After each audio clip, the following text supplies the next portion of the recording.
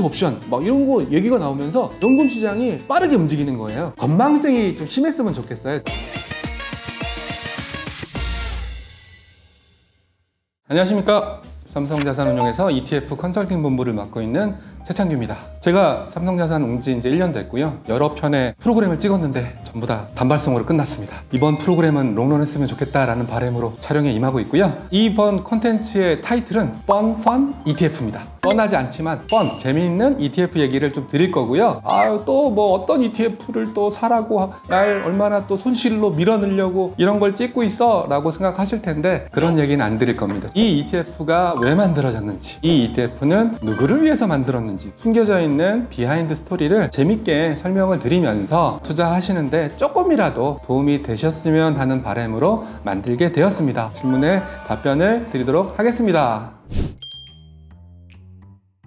첫 방송부터 영어를 써서 너무나 죄송한데 그건 이해를 해주세요. 이 우리나라에 있는 금융상품들이 대부분 다 미국에서 오다 보니까 어쩔 수 없이 영어를 쓰는 경우가 많고요. 오늘의 상품도 미국에서 건너온 상품입니다. TDF ETF입니다.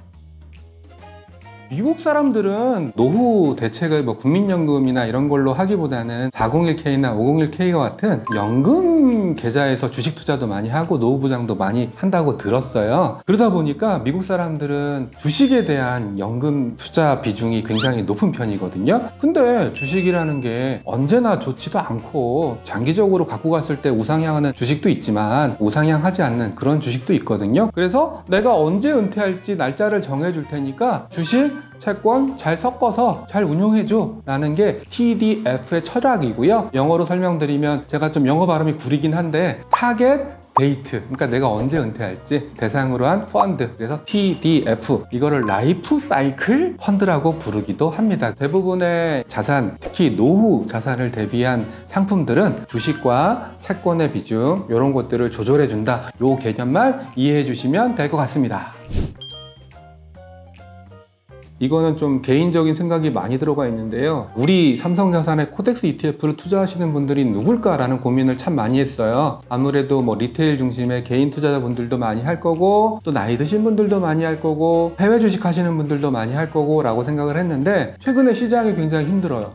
굉장히 힘들다 보니까 아마 개인적으로 투자하셨던 분들은 상당히 많이 손실을 보시고 또 그 손실을 만회하기 위해서 어떻게 해야 되나 고민을 많이 하실 것 같다라는 느낌을 받았고요. 이런 시장에서는 뭔가 좀 지킬 수 있는 그런 투자가 바람직하지 않을까? 요즘 가장 핵심은 연금이니까 연금에서 ETF를 투자하시는 분들한테는 뭐가 좋을까라는 고민을 오랜 기간 했어요. 어제 오늘 한 건 아니었고요. 지금 이 시기가 굉장히 뭐 어렵지만 주식과 채권을 이렇게 배분해서 투자를 해야 되는 시기다 라는 생각을 해서 저희도 이 TDF ETF를 내게 된 거고요. 근데 그러다 보니까 아리랑 ETF랑 히어로즈 ETF도 이런 TDF ETF를 냈더라고요. 서로 짠 건 아니고요. 아마 이 바닥에서 투자하시는 분들, 운영하시는 분들의 생각이 좀 일치한 거 아닐까라고 생각을 하고 있습니다.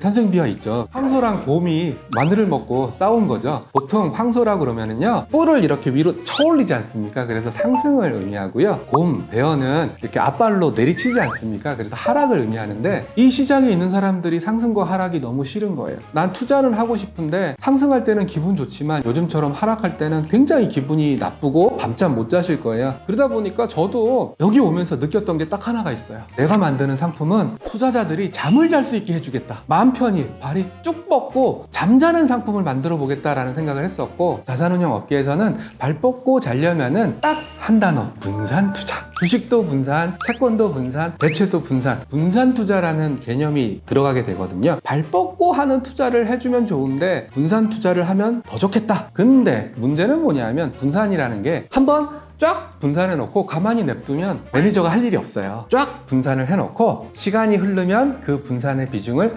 조절해주고 또 시간이 흐르면 조절해주고 이런 형태의 상품을 만들면 발 뻗고 자면서 시간이 흐르면 자동으로 주식의 비중, 채권의 비중, 대체의 비중을 조절해주면서 내가 은퇴 시점 되면은 저절로 안전자산으로 바뀌어있는 멋있는 상품이 있었으면 좋겠다라는 생각을 작년부터 한 거예요. 근데 기억나실지 모르겠지만 작년은 그래도 시장이 좋았죠. 제가 아직도 기억나는 게 메타버스 ETF. 어떻게 보면은 한국 사람들은 좀 약간 몰빵, 집중, 테마 이런 걸 상당히 좋아했기 때문에 때문에 작년에는 이 상품을 상장하지 않았어요. 작년에 아마 상장했으면 죽 썼을 것 같아요. 이 상품의 컨셉 이런 거 저도 동의한다. 그렇지만 지금은 때가 아니다 라고 생각을 해서 저희도 약간 밀어놨는데, 디폴트 옵션 막 이런 거 얘기가 나오면서 연금 시장이 빠르게 움직이는 거예요. 서두르자 해가지고 아마 3월달인가 4월달부터 서두르기 시작했고요. 참고로 ETF를 만들기 위해서는 첫 번째 지수가 있어야 돼요. 레퍼런스 인덱스라고 해서 기초가 되는 지수가 있어야 되거든요. 지수는 작년에 S&P 코리아랑 같이 만들어 놨었고요. 그리고 올해 상품 설명서, 상장 신청서 이런 서류 작업을 해야 되거든요. 서류 작업을 하다 보니까 한국거래소에서 TDF 형태의 상품들을 각 운영사들한테 의견을 모으거든요.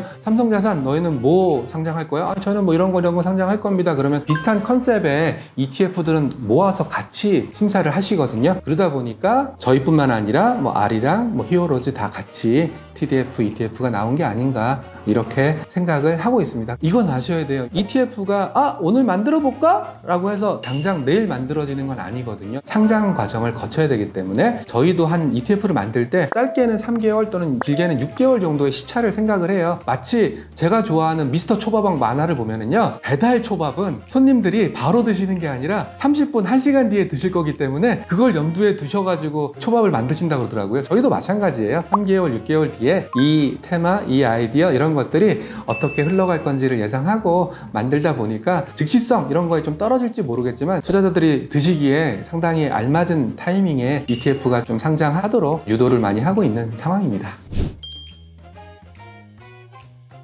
ETF의 장점은 실시간 매매가 가능하다. 그리고 내가 언제든지 가격을 확인할 수 있다. 그리고 내가 오늘 팔아버리면 바로 돈이 나와서, 아니면 오늘 팔아버려서 돈이 들어오기 전에도 ETF는 살 수 있지 않습니까? 또 그 TDF, ETF에 뭐가 들어가 있는지 확인할 수 있다는 게 장점이에요. 제발 제가 당부드리는 말씀이 TDF 형태의 ETF를 투자하실 때에는 투자해놓고 잊어버리세요. 은퇴라는 명제 하에서는 펀드라는 비클이 좋냐 또는 ETF라는 비클이 좋냐라는 부분에 있어서는 사람마다의 고유의 특성이지 누가 더 적합하냐는 좀 말씀드리기가 좀 어려워요. 장점이라고 할 수 있는 즉시 가격을 확인할 수 있다. 그리고 바로바로 매매를 할 수 있다. 이런 부분들이 아마 투자 성향이 느긋하신 분들한테는 뭐 ETF가 맞겠죠. 그치만 나는 좀 빨랑빨랑 했으면 좋겠다. 이런 분들한테는 오히려 펀드로 TDF를 투자하시면 견딜 수밖에 없거든요. 그런 분들한테는 뭐 TDF 펀드 이렇게 말씀드리고 있습니다.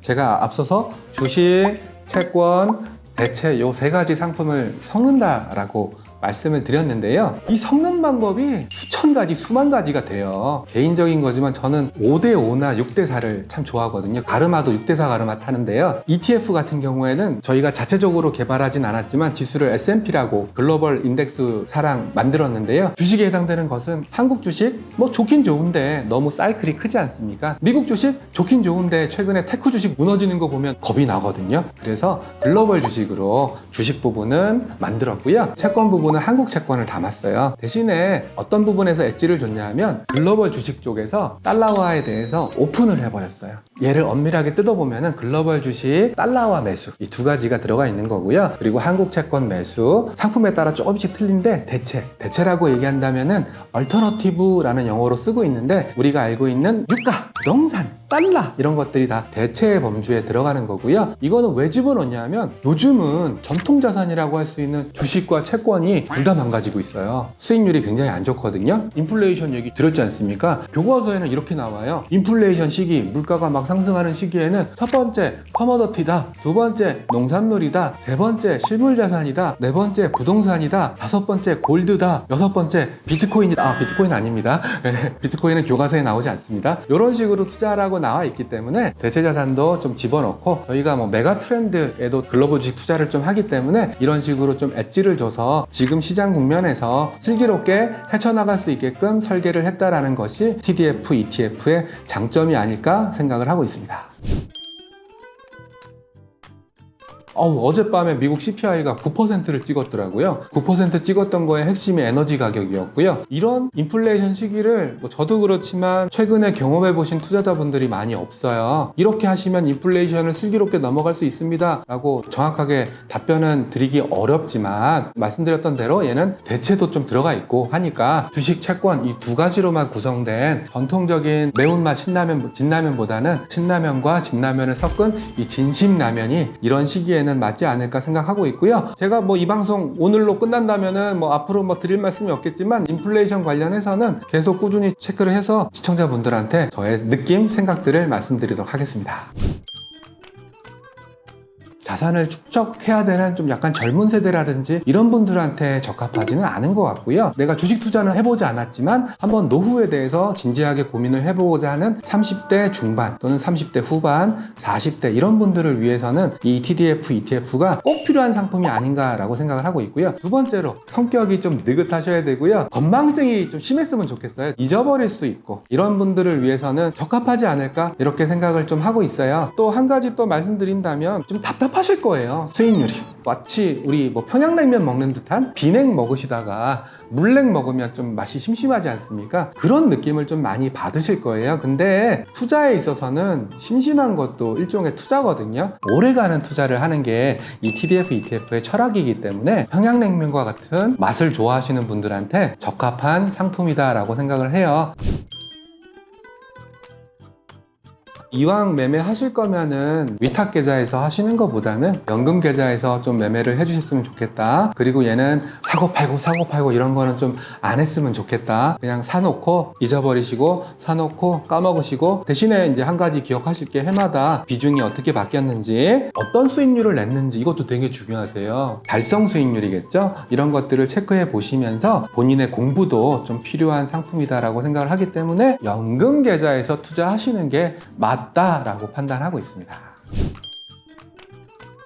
TDF, ETF의 친구들이 굉장히 많아요. 로보 어드바이저 들어보셨나요? 로보 어드바이저? 파운트라든지 디셈버라든지 두물머리라든지 이런 친구들이 굉장히 고도화된 AI, 인공지능을 이용해서 자산 배분해주는 게 있는데요. 이런 로보 어드바이저들도 이 TDF의 친구예요. TDF와 로보 어드바이저의 가장 큰 차이점은, 로보 어드바이저는 주식과 채권이랑 대체를 버무리는 작업이 AI, 인공지능을 이용해서 진행이 되는 반면에 TDF, ETF는 이렇게 정해진 룰에 의해서 주식과 채권과 대체의 비중을 조절하게 돼 있거든요. 또 다른 단어가 뭐가 있냐면요, EMP라는 단어가 있어요. ETF 모델 포트폴리오. ETF로 포트폴리오, 분산 바스켓을 구성하겠다라는 것들도 같은 친구예요. 보통 ETF로 모델 포트폴리오를 만들 때에도 항상 들어가는 게, 주식은 뭘 넣을 건가요? 채권은 몇 퍼센트 넣을 건가요? 대체는 몇 퍼센트 넣을 건가요? 달러는 몇 퍼센트 넣을 건가요? 이런 것들이 고민에 들어가 있으니까 이런 것들은 다 친구다. 대신에 그 버무리는 요리사가 누구냐 따라서 약간씩 달라진다라고 생각을 하시면 될 것 같아요. 다음번에는 로보 어드바이저라든지 아니면 EMP라든지 자산 배분이라든지 이런 것들도 한번 시간 내서 정리해 드리도록 하겠습니다. 저는 굉장히 쉬운 개념이라고 생각을 했는데, 설명을 하려고 보니까 비유가 좀 많이 들어갔어요. 어떤 사람들은 제가 물냉 이런 거 쓰면은 막 되게 썽질내더라고요. 직설적으로 얘기해, 이렇게 말씀하시는 분들도 계시는데요. 끝까지 보셨다면은 제가 어떤 뉘앙스로 어떤 행간을 가지고 말씀을 드렸는지 아시리라 생각합니다. 삼성자산운용 ETF 컨설팅 본부 최창규 본부장이고요. 유튜브에서 삼성자산운용 최창규를 치시면 제가 ETF 관련해서 방송을 한 수많은 컨텐츠들을 보실 수 있으니까 좋아요 한 번만 눌러주시면 감사하겠습니다. 감사합니다.